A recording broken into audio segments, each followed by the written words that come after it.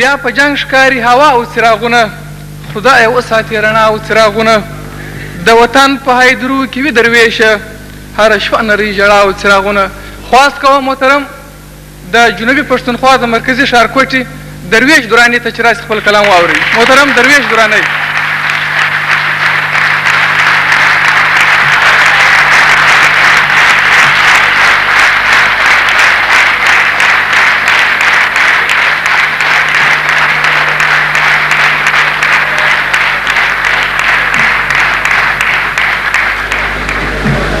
دشمن په زور ننوت په کور د پښتانه.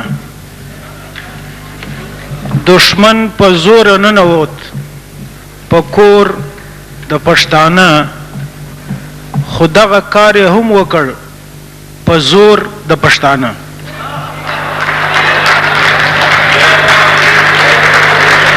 دشمن په زور ننوت په کور د پښتانه خو دغه کار یې هم وکړ په زور د پښتانه.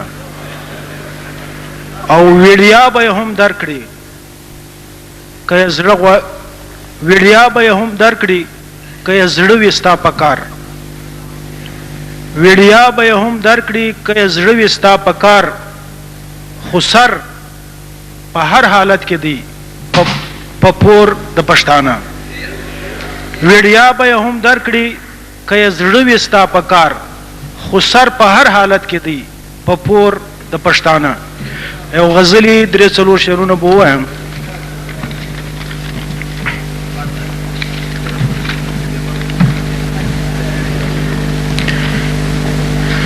او چې بیا نه توره پورته سي نه سر په وینو رنګ سي.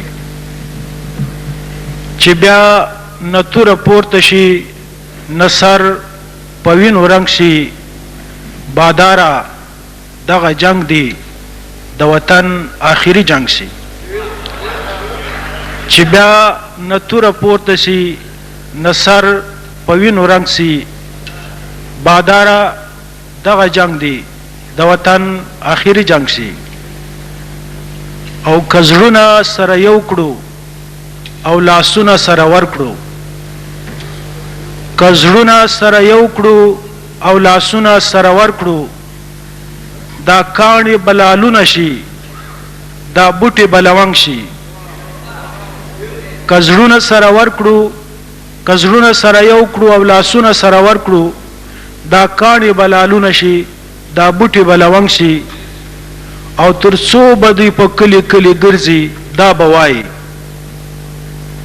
تر څو به دوی په کلي کلي ګرځي دا به وایي چې دا مینه دې ورانه سي او هغه کور دې ړنګ شي.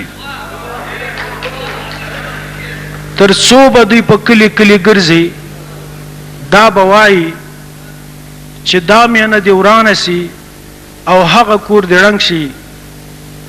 او ژړا څه اثر نه کوي پر ځینو زړونو باندې.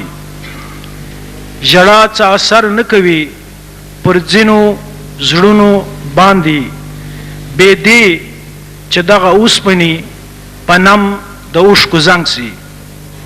ژړا څه اثر نه کوي پر ځینو زړونو باندې بې دې چې دغه اوسپنې په نم د اوښکو زنګ شي.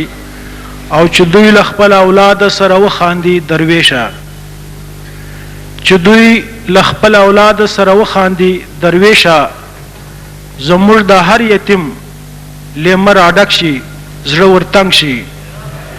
چې دوی له خپل اولاد سره وخاندي درویشه زموږ د هر یتیم لیمه راډک شي زړه ورتنګ شي.